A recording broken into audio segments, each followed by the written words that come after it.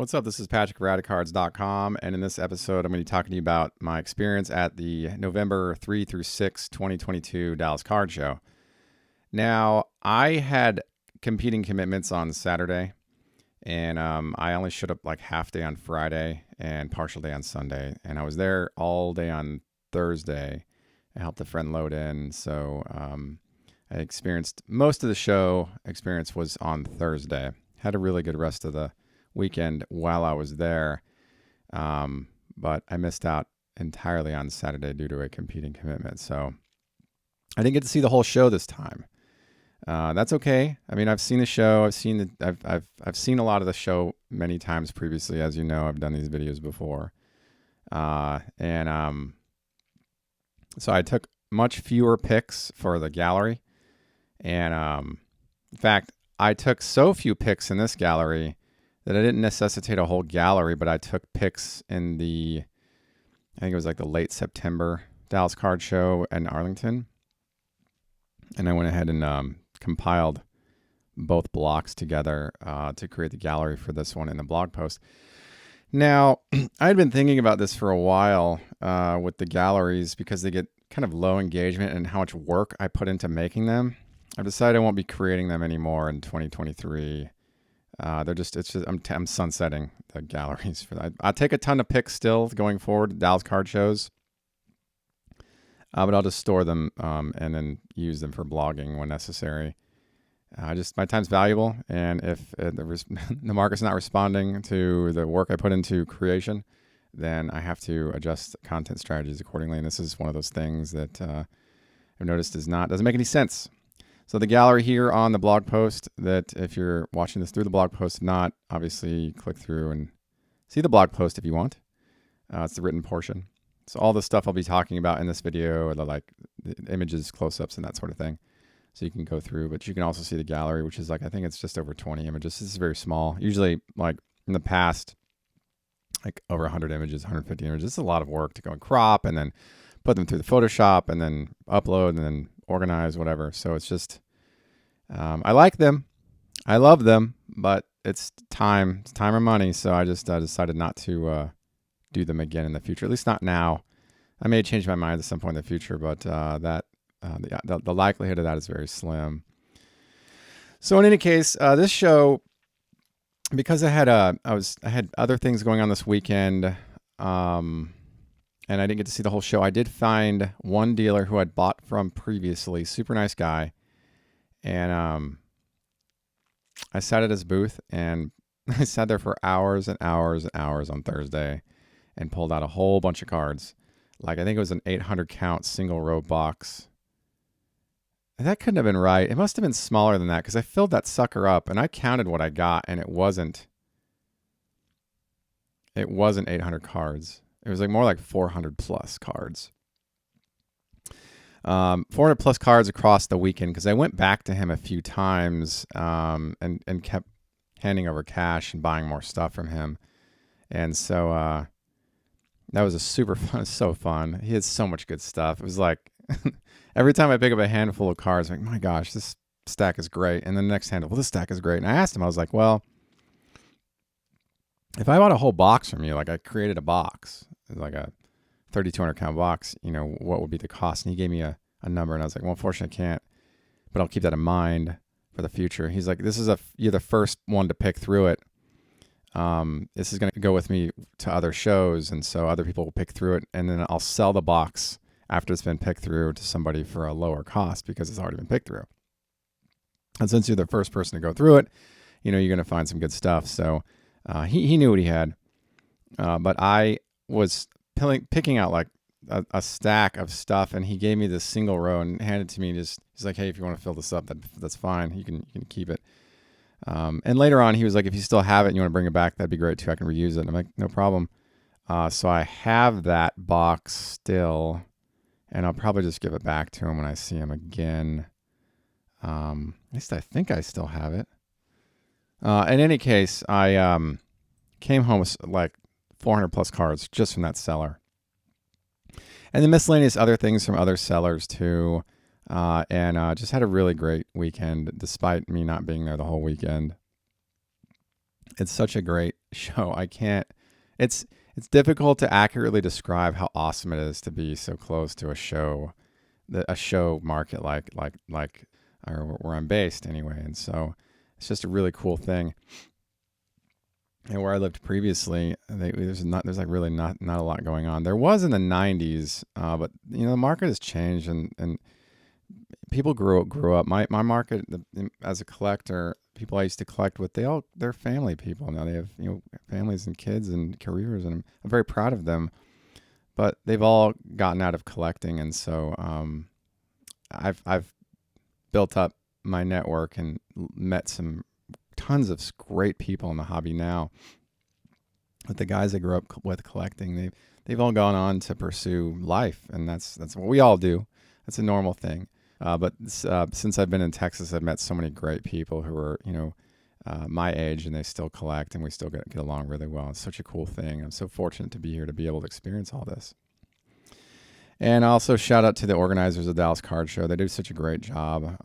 Super great guys. And so I was really glad to always see them and bump into them and say hi. Always say hi to the people and build rapport with them. The world has a way of presenting us with things when we ask for them. So it's really important to put good out into the world because it comes back to us. And anyway, I hate to get so dramatic and emotional on you. So there I was enjoying the new Robert Palmer tape. So let's jump right into it here. The first thing first, a bunch of raw pickups, but what we're going to be talking about are the pieces that I like the most, and I'll keep it simple. Obviously 400 plus, there was a lot to sort through. It's easy for me to pick out like, okay, this stuff is going to get prepped and filed into the archive, and then this stuff here is going to get showcased on the site.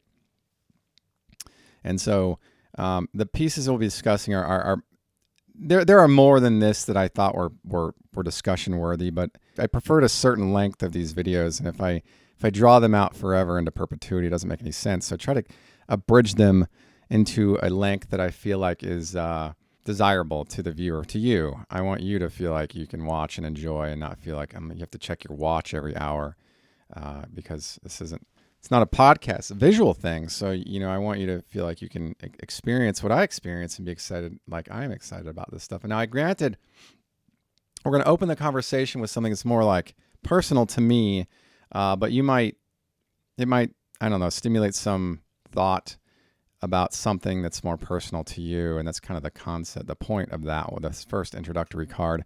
And then I'll kind of jump into the rest of it here. So let's dive right in here. So the first one here, this is a Tom Bernanski 1992 Topps Gold Winners signed. I got this from a dealer I've purchased from many, many times. Super great dude. Always has awesome stuff. He has these like big bins and he puts them out like all the way down several tables worth, and I just plow through them. It takes me like an hour and a half, 2 hours to go through all of them, and I'm really fast. But I pulled out like a stack. I'd see like that, and it was like $10 for everything. And this card was in it, along with the 91 Donruss Tom Bernanski, also signed. And it was like, which one do I like more? Like for the discussion, either or is fine. But I think this is a great shot of Tom Bernanski. Good autograph, awesome card, great parallel. So you're probably thinking, dude, Patrick, what's the deal? Who cares? I'm like, well, okay, here's the thing. Back in like 2008, I wanted to refresh and downsize my collection and just kind of start with a smaller, consolidated, more specific block of cards and just kind of move forward with that and let go of all the stuff I've been carrying around for I guess it would have been like 20 years prior to that. I've been logging around all these cards since I started collecting back in the late 80s. And so I had 50,000 plus commons and star cards and binders and all this. They were like mostly base for the stars, all base actually. And then the commons were just commons. I just didn't want to keep them anymore. So over the course of the summer of 2008, I found a couple of deals and I was able to move all that stuff out. I was like, finally get and start and bring it down a bit. And in that block was a 1982 Topps traded Tom Bernanski, which is a rookie year card. He has a rookie triplet card in 82 Topps, but he also has a single card, portrait card in 82 Topps traded. I'd bought a set at 82 Topps traded in the late 90s at a show. I think it was like in the mid 90s. I think it was like 96. And no Ripken, it was $15. And I was like, sweet, I get the whole thing. I get the Ozzie Smith, the Reggie Jackson, which at the time were like the two big cards. But there was like Chili Davis and Kent Herbeck. And then there's like smaller, lesser name rookies and traded guides. There's like a Fergie Jenkins, Gaylord Perry, and some other fellas in the set that have been traded or they're rookies. And of them, rookies were Tom Bernansky had a rookie in there. So I had kept the main names in my collection, but Tom Bernansky didn't make the cut along with the rest of the comics because I didn't really recognize his name. And back when I was younger, when I subscribed to Beckett Magazine, I'd go through all the prices on all the sets and figure out which prices were the key cards in this set. Like a lot of them are in the cents, and then there's like $1 card. Oh, Jose Offerman, 90 Leaf is $1, not 40 cents. So Jose Offerman, I'll put that one aside. So Tom Bernansky was one of those cards that was $1 because it was a rookie card in 82 traded. And I remember thinking, man, I should have kept that card. But then I started thinking, well, it's not a rare card. I could buy it again. It's not hard to do. I started looking at PSA 10s, and I was like, do I want a PSA 10 of that? Probably not. It's not really a needed graded example. But I wanted that card again. And so years later, actually 10 years later, 2018, about like that, it was really cold. I remember meeting up with somebody and buying their collection from them. And it was a set of 82 Topps traded again. So I bought the set a second time. This time it had the Ripken. And because it had the whole set, it had the Bernansky. So I had the Bernansky. And I was like, sweet, fine. I can put that memory to rest. But now when I see his cards, I'm reminded of that memory. That, for some reason, I regretted giving up my Tom Bernansky 82 traded back in 2008 with the rest of the stuff. Not a big card. Like I said, it's $1 if you can find it. You can find it for cheap online. It's a nothing card. So anyway, when I found this in a bin at the show, this 1992 Topps Gold Winners signed, I was like, hey, that's kind of a cool one to have. So I bought it. And I wanted to showcase it. This is interesting because it doesn't really fit anywhere in my collection. I have this box that is for kind of miscellaneous stuff that I would consider selling, but it's kind of it's keepable, but it's not at the same time. The stuff in the box doesn't fit anywhere else in my collection. There's not a lot in that box. There's really not. And this card I put in there. Obviously I could put it in the Red Sox section and it would fit in there just fine. But I have other random in-person no-namer type cards in that box. And where do I draw the line? Like, do I put those in my random teams box of stuff I like but I don't collect? That's kind of where I have a teams. They're like 2 boxes spread by team. And then if I buy a card of a player I don't collect but I like the card, it goes in there because they don't deserve a section. And so this next card we're going to be talking about goes in the teams box as well. And then there are cards of players I used to file when I was younger but don't anymore, and they go in the teams box. Guys like David Justice, Ryan Klesko, Carlos Baerga, those kind of guys, Jim Abbott, and tons of others that I do not have player sections for anymore, but there are certain cards I like of them. Darryl Strawberry is another one, Dwight Gooden, Eric Davis. I don't have player sections for these guys, but I like their cards, so I put them in the teams box. And so this is kind of where Tom Bernansky doesn't even fit into that. Or at least not now. I might change my mind later and move him over. But it's kind of a cool thing to have, this little story for you, a little personal one. Maybe there's something that you have purchased in some similar way, that there's a tied to a memory for a card that's not a big anything, but it's something that works for you. And that's kind of the Tom Bernansky is for me. It's so funny to think about that. It's a random card. So there you have it. This is a signed example of Tom Bernansky's 1992 Topps Gold Winners. All right, moving on. This here is a Israel Alcantara 1996 Ultra Gold Prospects Hobby Gold Medallion. Whew. So this set came out 26 years ago this year. And I have searched through millions of cards between the 96 and now 2022. Millions in my time going through shows and just whatever out and shops and in that time I've never, up until this show, the Dallas Card Show, November 3 through 6, have I ever come across a 1996 Ultra Golden Prospects Hobby Gold Medallion. I knew they existed. I'd never seen one. A little backstory on the set. It's mostly comprises of guys who didn't pan out, like scrubs, and the ones who did, they're not Hall of Famers. They're just like, they were like minor stars. And there aren't that many even minor stars in the set. The set is mainly comprised of prospects who didn't pan out, guys whose names most people don't remember or have never heard of. So it's a really obscure set in that way. The player makeup is very unique. It's like nothing else. But the names in the set just are not big deals. So I had pulled one of these non-gold medallion, the base version of these cards back in 96. Like a Marty Jensen or something. It was like that. It was like another nothing player who I'd never heard of. And I still have that card. I think I kept that. I think that one survived the purge, the 08 purge. But whatever the case is, I pulled that one. And I almost never see the base non-gold medallions of these, but I've seen them around. This is the first gold medallion I've ever seen. Insertion ratios on these were 1 in 720 Series 2 hobby packs. So they're extremely difficult to pull. That's a lot of boxes to try to pull one of these. But again, rarity doesn't equate to value. That's something you have to kind of write down and have in your back pocket. That just because it's rare doesn't mean people want it. And this is one of those examples. It's rare, it's incredibly rare, but who cares? You know, like gum wrapper from a piece of gum I ate 2 years ago is also rare, but it's a piece of trash. So what difference does it make? So this card, though, I wanted an example of these for a little while. You know, when I started doing more research, I did a blog post about this set some years ago, and in it I have like the checklist and the insertion ratios and all that sort of thing.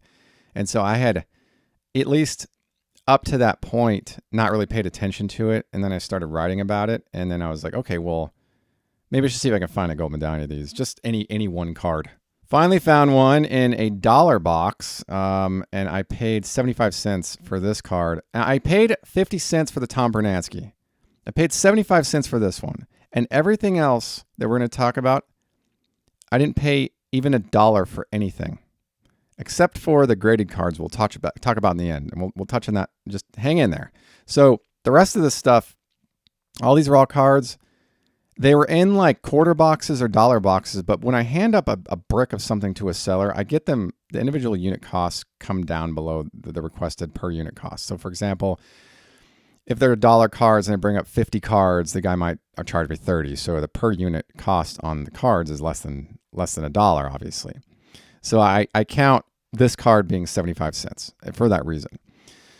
So this is a really great card. I'm glad to get it. Super cool card. I love that like clear translucence. That's kind of why I put a piece of paper behind it so you can see it kind of pops off a little bit like that. I'm a huge fan of these. I think they're just really nice looking cards. And I wanted to like tilt the camera so you can see the hollow foil reflection of the gold medallion logo there in the top right corner of this card. I don't know who Israel Alcantara is. That's a no name to me. But obviously he didn't pan out, so life is life, and that's a ball game. But still glad to get this card. And still, even now, after doing research online, they're just not available. These cards just are not available. So glad to finally get one example. Again, this is a Teams box thing. This made the Teams box. So I don't collect this player, so no player section for this guy. But he goes into my Expos/Nationals team area, which is pretty small. I love thing about the Teams box too is that just key cards. There's no base junk in there. It's just really cool cards. Like every card is great. They're just players I don't collect or sets I don't collect or whatever. So this is a good one. Anyway, there you have it. This is the Israel Alcantara 1996 Ultra Gold Prospects Hobby Gold Medallion. All right, moving on. This is we're still in 1996 Ultra. This time we're doing Home Run Kings Gold Medallion. Matt Williams. Man, these cards are very, very hard to find. I know player collectors for various players in the set who just have a bear of a time locating their players' gold medallion parallel. Now, this card comes in a bunch of different versions. There's like a redemption and a redemption gold medallion. There's a sample. There's a base. There's just a bunch of different ones. And so, but this particular one is the standard gold medallion. And I got this. This was found in the $1 box as well. And again, it's like one of those cards I just came across with the last card. And I was like, well, I got to get that one too. What I love about the set is the basic wood design. It's a very standard basic design. I love that bronze stamp on for the print and also the gold medallion logo there. These are really just great looking cards. And this card too, you can kind of see it on the scan here. Probably hard on the video, but on the blog, you might be able to see it. There's a little white piece of paper behind it. And that little piece of paper is from Ultra, and it's a congratulatory statement to the collector who obtained the card. I had never seen that letter before until I found this card, and I was like, man, that's so cool. What a unique piece of history. So it'll just stay with this card. Now, 1996 Ultra Home Run Kings, they have like a concave design to them, so storage becomes an issue. What I recommend is getting snap tight cases that are wide enough to accommodate the natural curve of the card without pressing, and just put the case in with whatever your penny sleeved cards go, wherever they go in those boxes. It's just part, like this one will be in the Matt Williams section in one of those cases once I buy those cases or make them. And so I have a few of these cards, and they all need that treatment because right now they're just kind of sitting loose. I just don't want to put them in the boxes until they're cased properly, and that's the way I would do it. Anyway, this was one of the dollar cards I found, and because it was part of the brick, I qualified this as a 75-cent card. Huge card for me. I think it's great. For a while there, years ago, I wanted to build this set, but it's such a bear that I was like, it's just the heck with it. Like, it's too hard. So I'm not going to do it. You know, I never see the gold medallions of these in the wild. There was one other time, I think in like the summer of 2010, I went to a shop in Southern California, and they had two of the Frank Thomases, and I bought both of them because I needed one, and I was like, well, I'll take an extra. I'm like, it's a no-brainer. I just never see them. I was like, I was like in the right place at the right time, and I had an opportunity, so I took advantage of it. That's the only other time I'd seen these out in the wild. They're just hard to get. I mean, it's hard to find. I mean, they're just rare. I mean, there's a lot of rare stuff. There's rare stuff all over the place. It's like it's rare. Sometimes because people don't bother listing it, so it doesn't get the same exposure. Like the previous card we talked about, because there are no big names in it. That's probably one of the reasons why it doesn't get the same exposure as other stuff, because who cares? But this is one of those cards that might more so, at least Matt Williams, maybe not so much, but obviously Griffey and Thomas and some of the other bigger names in the set maybe draw more attention.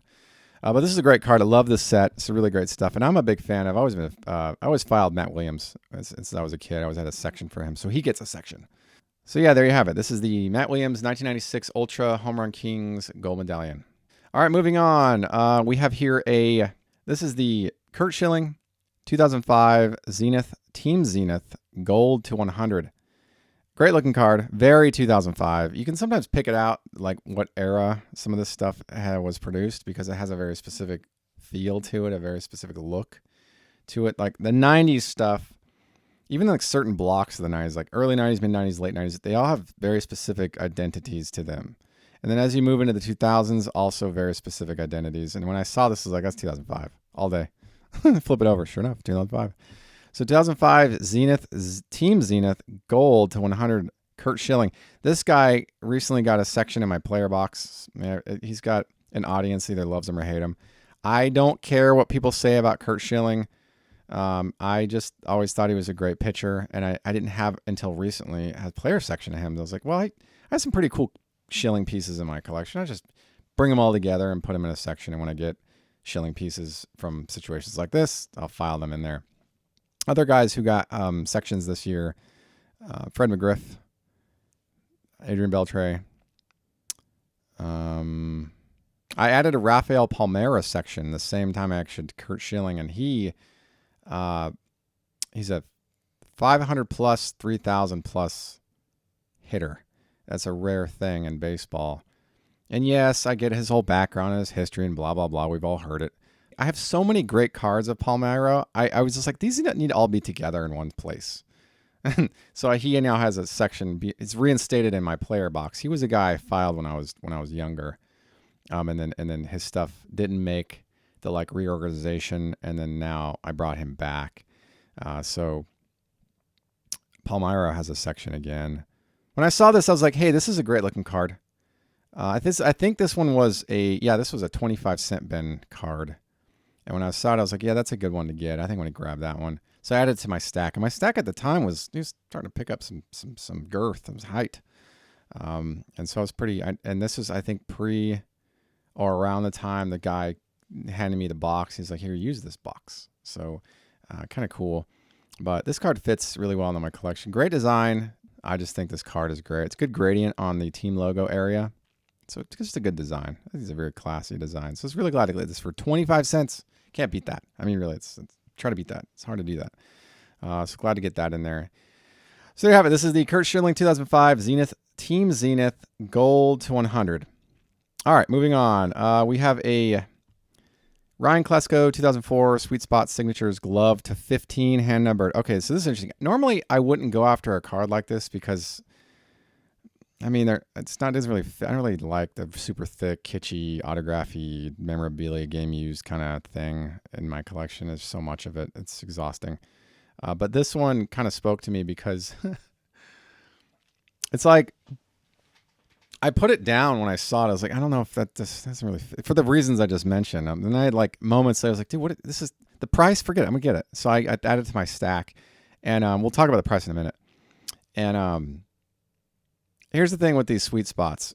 The ink either has good long-term potential or it doesn't because of the format in which the ink was implemented. So, for example, ink on baseball leather has long-term value. It stays. It can look nice for a long time. Baseball signed can look nice for a really long time. Signatures on other things like bases and gloves, then you start to get into some different potentially compromising situations. So in this case, there's a glove. Klesko signed it, and I mean 2005, so 17 years ago. And this card, well, the autograph is faded into obscurity. You can't even see it really. It's so far gone. And in this case, the question becomes, if the opportunity presented itself to meet Ryan Klesko, would you just have him re-sign it? See, I wouldn't, because this is factory and it has the authentic lifespan, the authentic outcome. I just leave it alone. But some people think that about faded autographs on photos, that they would just have the player re-sign there. They wipe the photo off completely and start fresh with a new autograph. Whatever, fine. This one here, sanctioned and licensed and everything else, I would just leave it alone. It's hand serial number to 15, which is kind of a cool thing. Ryan Klesko, I used to file him when I was younger, don't anymore. But I sometimes think about reinstating his section because of he's in so many great sets. And he's one of those 90s guys that I'd always liked. Oh, Andrew Jones got a section again. So he's one of those guys in 2021. I gave him a section. I used to file in the 90s and didn't for a while. Now it gets consolidated back. But Klesko was one of those guys who had a section in my binders, and I don't do binders anymore for players. It's just box stuff. But Klesko is in so many great sets. He's got awesome cards. And this is one of them, I think. And so when I saw this, I was like, well, I got to get it for the price tag. Normally I would pass on it because it doesn't fit in my collection. It fits in my team's box. But because I don't really do game use relic stuff unless it's Frank Thomas, and I have some I've acquired or it has to fit like a certain theme in my collection. Like I have some for Strasburg and Hayward and some other whoever. But for Klesko is kind of wouldn't make any sense. But when I saw this in the dollar box, and I brought it up with I think it was 50 some cards, and I paid some figure that's much lower than that. So I count this to be 75 cents. I got this for 75 cents. I feel like I rescued this card for 75 cents. But it's hand serial number to 15 of a player, featuring a player I liked in the 90s when I was younger, a young collector. And so I figured it would be worth $3 to get this. So there you have it. This is the Ryan Klesko 2004 Sweet Spot Signatures Glove, hand serial number to 15. So that completes my raw highlights. Obviously, there are many more, but those are my favorite ones that I got at this show. That weekend, I also picked up 2 graded cards. So I grew up skateboarding. I used to be sponsored. I used to tour around the country and videos and the whole bit. I still skate. I've been doing this for a long, long time, and it's still a huge part of my life. It's super fun, great cardio workout. Admittedly, I get injured more frequently now that I'm older, and it takes longer to heal. But I'm also smarter about it, and I don't take huge risks anymore. So I just try to enjoy myself and accommodate my skill set the best I can, so I can stay skateboarding for as long as I can. I will skate for as long as my body will let me. As long as I take care of my body, I can do it for a really long time. I feel like that it behooves us to take care of our bodies, and I've been pretty good about that in my life. So skateboarding is just such a rad thing to do. It's so fun. But I also like all the action sports. I think BMXing's rad. Snowboarding is awesome. Wakeboarding is super fun. I've done wakeboarding. I've never snowboarded, even though I've lived in Alaska when I was really young. I've skied, super fun. But skateboarding has just been with me for so long. So the reason why I wasn't at the show on Saturday is because there was an event at a skate park where Kareem Campbell was making an appearance and signing autographs and whatever. And so I wanted to go to that just to go skating at this thing. There were a bunch of people there and meet Kareem Campbell. So I did that. I met Kareem Campbell, and I didn't get his autograph. That's not why I meet people. I just wanted to meet him and talk to him. And I asked him some questions about his work with Tony Hawk's Pro Skater, what he's up to now, what he's doing. We just had a normal conversation. And it was just great to talk to him because he's a great skateboarder. And I told him that the first skate video I ever owned, he had a section in it, and where he ollies over a picnic table longwise from flat ground. And I was so floored by that when I was a young skateboarder. And he was like, "Oh yeah, there were some BMXers who were doing it and they couldn't." And I was like, "I'm going to try it." And so he does it. And I'm like, man, he was flying in that section too, just zipping around super fast. That was just such a cool thing. So it was great to meet Kareem Campbell. I've met a lot of the guys in the Tony Hawk's Pro Skater games now, or at least those first two games.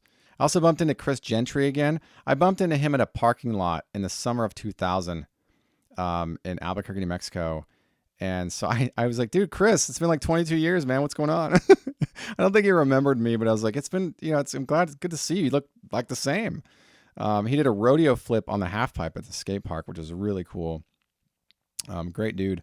And then some other kids were there too, but it was just a really fun Saturday. And I was like, I can give up a day. Unfortunately, they're scheduled at the same time, so I can't go to both. I'm going to go to the skateboarding thing, and I'll come back on Sunday. That was kind of my thinking, and so that's what I did. I don't regret it. You try to experience life wherever you can and maximize your experiences as often as you can. And so I was willing to give up my Saturday at the Dallas Card Show to go to the skateboarding event. And I had a good time skateboarding. And so that was super fun. But that's why I didn't go to this Saturday. I was glad to be back on Sunday. So there you have it. I've looked at stuff in skateboarding and trading cards just because. And I'm thinking to myself, do I want to go into that? I could be really picky because there's a lot of stuff in it now. There's not as much as baseball, obviously, but pro skateboarders have cards now, and so I sometimes look at them. Well, this is a 1994 Generations Extreme Tony Hawk, which I have a raw version of this card. I acquired around the same time I did the Big Purge in 2008. I still have it, and I've considered getting it slabbed, but I'm so low priority with grading that it just stayed raw. And I was like, well, maybe I'll just find a graded one sometime. And I did. I found these guys from Florida. They come to the Dallas Card Show, super great people. And this gentleman had this card in a showcase. So I was like, I have to ask about that. And he asked, and this price tag was lower than I thought. I didn't know that they were that low. I know the market has corrected a lot in the last 15 months, but it's really nice to see that it was that low. When I saw this Tony Hawk, I was like, I got to get this. This is a great card. And super happy to have it because Tony Hawk's such a legend. I met him back in 2001 during his gigantic skate park tour that he used to have. You might remember there were 3 seasons, and they go around and they just kind of show up and they film and whatever, the whole thing. It's really cool. So I met him. I met a bunch of the guys in the Tony Hawk's Pro Skater games over the contests and sponsorships and whatever else that had been happening over the years. And skateboarding is just such a fun thing to do. I'm injured right now. I actually have I rolled my ankle at a skate park opening here some weeks back, so it's still healing. I landed on my hand on a 50-50 at that same skate park 2 weeks later. I had a back injury at a skate park over the Dallas Card Show weekend.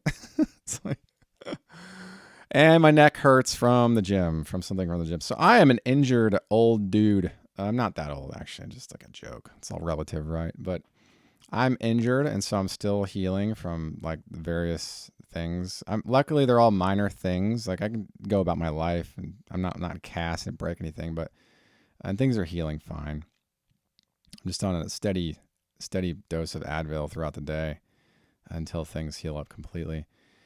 As I've gotten older, I realize like the injuries just take longer to heal. I think it's normal. It's just like the defining characteristic of aging, right? Is just that stuff just takes longer to heal. But anyway, going back to it, someone had bought this, and he was like, "Hey, by the way, if you like that, you might like the Dave Mirra over there. It's a 10. It's a little bit higher, but I've got that one too." And so I grabbed the Dave Mirra as well. It was a little bit more expensive than the Hawk for the obvious reason, but I always liked Dave Mirra's video game on PlayStation 1. I used to play those very difficult games. There are certain things in that game I can't seem to do, so I can't progress. I've never beaten the Dave Mirra games, but they're awesome. They're very, I think it's not, what is it, Rockstar Games, I think, did that one too. So they did Thrasher, Skate, and Destroy, which is amazing. Amazing. And Thrasher came out right after Tony Hawk's Pro Skater, but I think, is a more realistic game because the skating is more realistic in that way. And it's too bad they never did a sequel. Some people think that the game Skate is a sequel, and Skate is a really good game. I didn't buy any consoles after the Xbox, so I think the last console we got was like 2004, I think, and I haven't bought anything since, and I won't. Video games are fun, but I prefer the memories of what I've done on video games when I was younger than playing new video games. I just like the old ones. I just think they're great. Tony Hawk's Pro Skater, I played so much of that. Thing is, in high school, I had the fingerboards. And I had so I'd play with those, and I had a subscription to Thrasher magazine. I'd play Tony Hawk's Pro Skater, and I'd go skateboarding, and my whole life was skateboarding. In art class, I made images of skateboarders. I mean, just the whole thing was skateboarding. It's a huge part of my life for a lot of years. Now I'm just a normal skater. I happen to be pretty good, which is awesome. But I have no interest in pursuing a life in skateboarding anymore. I just want to skate for fun. So it's my life in skateboarding now. Is just like good cardio workout. In the wintertime, I don't skate as much because the weather. I don't like to skate in 50 or below weather. It's cold. I have a really great fleece jacket. I wish I would have learned about fleece long time ago because it's way warmer than any hoodie I've ever had, and I've had a lot of hoodies. But fleece is just so much warmer, and it's so great to sweat in the cold, knowing you're hot and you're warm, you're not cold. So, I mean, I'm really getting off topic here, but I didn't bring a lot of money to these shows. I don't really do that anymore. I try to go with a very specific budget and stick to it, just because I want to practice that aspect when I'm at these shows, and see how far I can take a small budget at a big show. And I bring enough to hold me over. I'm not super like committed to and strict with that line of thinking, but it is something I care about is financial management. So I try to like adopt a good strategy that works for me. And that's another reason why having a focus is so important in collecting, because if you don't, it can get away from you really, really fast. I met somebody once who went to the National, and the first hour on the Wednesday sneak peek National opening, he spent all his money on the first booth he saw. So there he was, no money, only an hour into the show, and he's got like almost like 4.5 whole days to go yet. I can't imagine a worse outcome. And so now when I think about it, I'm like, well, if I can stretch dollars around and really maximize my return, that's really an outcome that I would desire much more than going, kid-like and just splurging like crazy on everything I see that I think is cool, which is very much how I used to collect when I was younger. I'd go to a card show, and I'd stop off at a guy's bargain bin, and I'd pull out literally every card of every player I collected that I found, and hand him like a huge stack. How much for all these? And that's just one dealer. And I only brought like $20 to these shows, so I didn't have a huge budget to work with. And these dealers were so nice to me. One guy was like, I tell you what, you can make payments on it. I was like, whoa, I don't know if I want to go into the debt. So I was like, well, I'll thin some out, get a few cards, and I'll give you back the rest. These are like base cards from 96 Score and 88 Fleer and that kind of stuff. Base cards from 96 Pinnacle. Because it must have been 96 when that memory was created. They were so nice to me, though. And I've known some of those guys for a really long time and still know two of them to this day. Just they've known me since I was a little kid. Going to these shows and then, now we know each other all this time. Such a cool thing. Gosh, I could tell you stories forever like that, but I'm gonna conclude it with this: that this Tony Hawk card and this Dave Mirra card are awesome, and I'm super glad to have them in my collection. Again, there's a gallery. It's probably my last for the Dallas Card Show. It's good stuff, but it's so time consuming to make these. The cropping is just ugh. There's no fast way to crop images, so I have to go through one at a time and crop them. And I want to make them look nice because the way I think about it is I might want to blog about something that I have a picture of, and so I want to make the image look good. So I think about it in that way too, that if I would just talk about a set and use the image for that set, then I want to make sure that I can just grab it and go, not pull it back into Photoshop. And so that's why I spend so much time on the cropping of this. So going forward, since I'm not going to be doing galleries anymore, what I'm going to do is just store all the photos locally in a folder. I wanted to mention too that at these shows, it's wise to build connections, make friends, share phone numbers if you want. You don't have to, obviously, but make friends, get to know people by first name. When people know what you collect, it makes it your job easier as a collector. It makes their job easier as a seller because they know they can move stuff. And you can go to someplace quickly and buy stuff. So it makes the whole process of buying and selling really efficient, which is a good thing. And it helps everybody because it's a smooth transaction. So I always get to know people. And the guy I bought most from at the show, the guy with the honey hole, he knows me now by name and he knows what I collect. And he comes up and says, "Hey, Patrick, I got a bunch of great stuff that I'll be adding to these boxes for the next show." He's having a lot of people pick through them before he purges the boxes and starts fresh. Now that I know that, because that's the first time he told me that, I'll make it a point to go to his booth, like right after I go to I have this now I'm building this kind of like map, this mental map of who do I see in what order. I have a guy I see immediately, and then I have a couple guys that kind of go and see as I work my way over to other dealers, and I just kind of work my way there. I try to serpentine. That's my strategy. But probably with this guy, he'll be the second dude I see, and I'll just sit there and then go through everything and then buy and then go about my serpentining. And then there are guys I just like to sit and chat with because they're just great guys to talk with.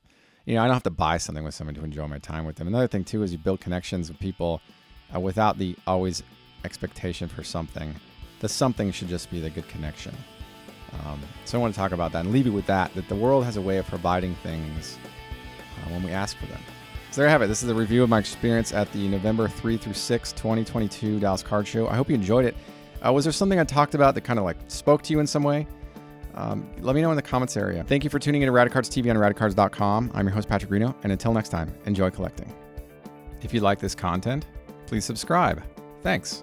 Enjoy collecting.